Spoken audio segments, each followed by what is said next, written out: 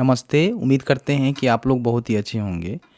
बिहार में बहुत सारे लोग ऐसे हैं जो कि अपनी ज़मीन की चाहबंदी पंजी, खतियान या फिर जो भी रजिस्ट्री डीड का नकल होता है, जिसको केवाला बोला जाता है, उसको निकालना चाहते हैं। तो अभी जो है बिहार सरकार के द्वारा एक बहुत ही अच्छी अपडेट निकल के आ रही है।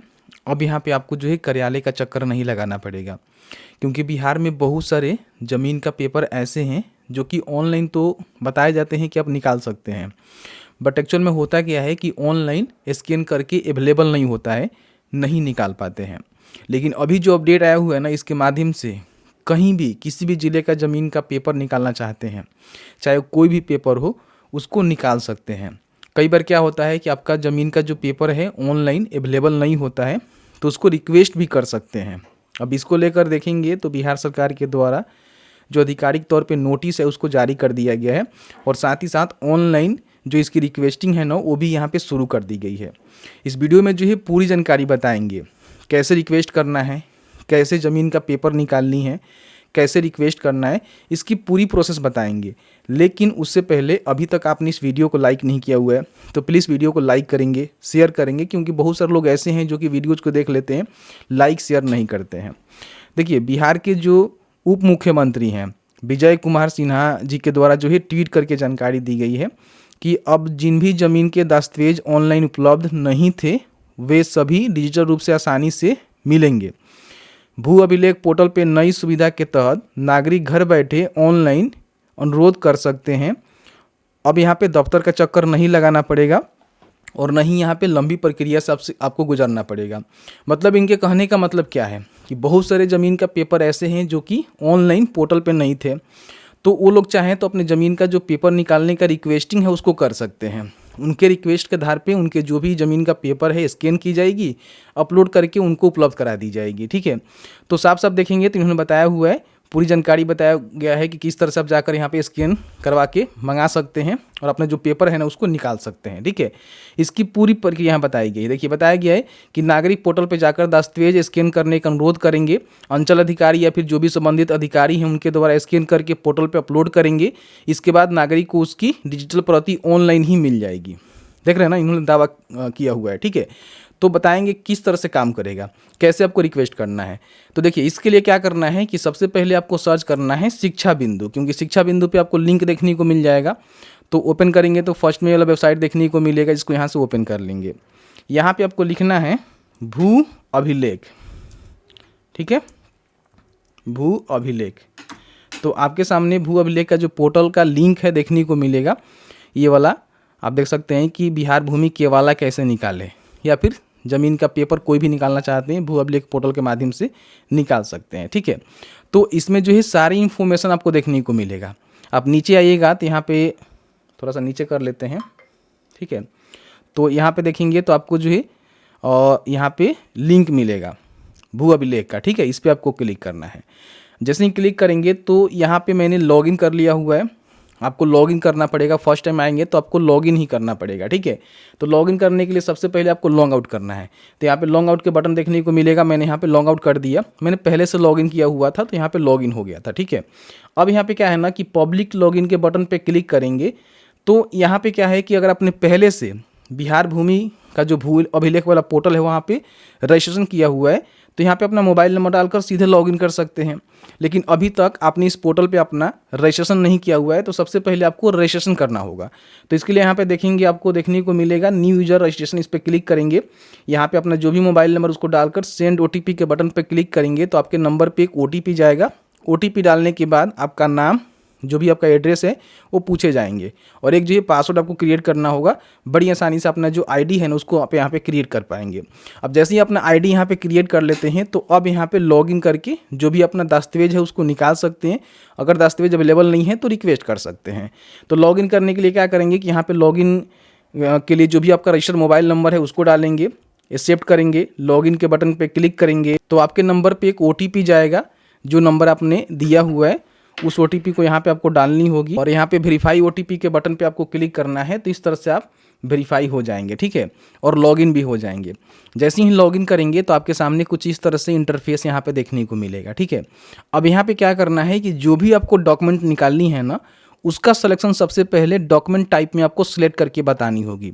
जैसे कि मान लीजिए एडीएम कोर्ट केस का कोई डॉक्यूमेंट आपको निकालना है, और रिकॉर्ड रिलेटेड टू लैंड एक्वालाइजेशन का निकालना है, यहाँ पे देखिए अतिक्रमण अभिलेख आपको निकालना है, या फिर पंजी निकालना है, बंदोबस्त अभिलेख आपको निकालना है, बंदोबस्ती भूमि पंजी निकालनी है।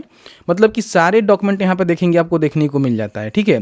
जैसे कि मान लीजिए मुझे जमाबंदी पंजी निकालनी है, अगर आपको खतियान निकालना है खतियान भी निकाल सकते हैं। आपको रजिस्ट्री डीड होता है जो केवाला होता है उसका नकल निकालना है तो भी आप निकाल सकते हैं। देखिए यहाँ पे खतियान का ऑप्शन देखने को मिलेगा, कैडेस्ट्रल सर्वे का, फिर यहाँ पे देखेंगे तो और भी आपको यहाँ पे अलग अलग खतियान देखने को मिल जाएगा। चकबंदी खतियान यहाँ पे आपको देखने को मिलेगा, खेसरा पंजी यहाँ से आप निकाल सकते हैं। यहाँ पे देखिए जमाबंदी पंजी निकाल सकते हैं, ठीक है। केवाला निकालना है तो आपको जो है नामांतरण अभिलेख यहाँ पे देखने को मिलेगा, उसका सिलेक्शन करके अपना जो भी केवाला है उसको निकाल सकते हैं। तो यहाँ पे कई सारे ऑप्शंस आपको देखने को मिलेगा, ठीक है। तो जो भी आपको डॉक्यूमेंट निकालना है ना उसका सिलेक्शन सबसे पहले यहाँ पे आपको करना होगा। मुझे यहाँ पे जमाबंदी पंजी निकालना है, एग्जाम्पल के तौर पे आपको बता रहे हैं, तो इसका मैंने यहाँ पे सिलेक्शन कर लिया।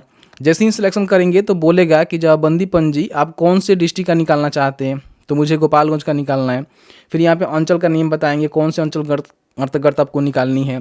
फिर यहाँ पे अपना जो भी मौजा है उसका सिलेक्शन करेंगे कि आप जो है कौन से मौजे के अंतर्गत अपना जो जमाबंदी पंजी है जिसको निकालना चाहते हैं, तो यहाँ पे आपको देखने को मिलेगा, इसका सिलेक्शन यहाँ पे आपको कर लेना है, ठीक है।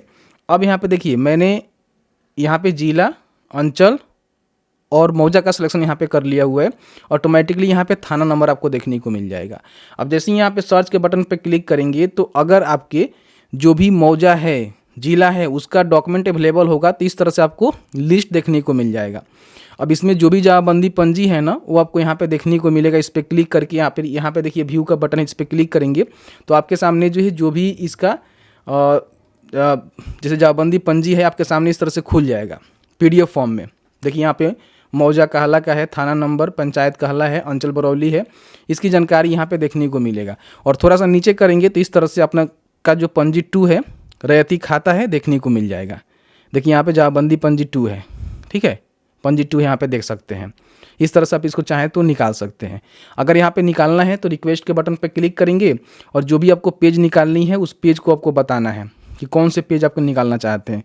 मुझे यहाँ पे 4 नंबर पेज चाहिए तो मैं यहाँ पे 4 नंबर, अगर मुझे 5 भी चाहिए तो कोमा दे के मैं यहाँ पे 5 भी लिख सकता हूँ, 5 भी यहाँ पे लिख सकता हूँ। तो जितना ही पेज निकालेंगे ना उसके हिसाब से आपको पेमेंट यहाँ पे देना पड़ेगा। पर पेज जो है आपको 10 रुपये का पेमेंट करना पड़ता है। जैसे देखेंगे तो यहाँ पे 2 पेज का हमें 20 रुपये देना पड़ रहा है और इसका जो सर्विस चार्ज है वो हमको 10 रुपये देना पड़ रहा है। तो टोटल यहाँ पे 30 रुपया पेमेंट करना पड़ रहा है। अगर आपको 3 पेज चाहिए तो फिर यहाँ पे कोमा करके और भी आपको पेज चाहिए उसका सिलेक्शन करेंगे तो 30 रुपये इसका लगेगा और 10 रुपये आपका सर्विस चार्ज लगेगा। मतलब 10 रुपये ही आपको सर्विस चार्ज देना है, बाकी जितना भी पेज निकालेंगे उस पेज का आपको पैसा यहाँ पे करना पड़ेगा। अब यहाँ पे सबमिट रिक्वेस्ट के बटन पर क्लिक करेंगे, कुछ दिनों का वेट करना होगा, आपका डॉक्यूमेंट स्कैन करके आपको दे दिया जाएगा। तो ये हो गया किन के लिए, जिनका डॉक्यूमेंट यहाँ पे अवेलेबल है। अब यहाँ पे मान लीजिए बहुत सारे लोग ऐसे हैं जिनका डॉक्यूमेंट यहाँ पे दिखाएगा ही नहीं, ठीक है। तो उसके लिए क्या करना है, तो उसके लिए आपको बताते हैं क्या करना है।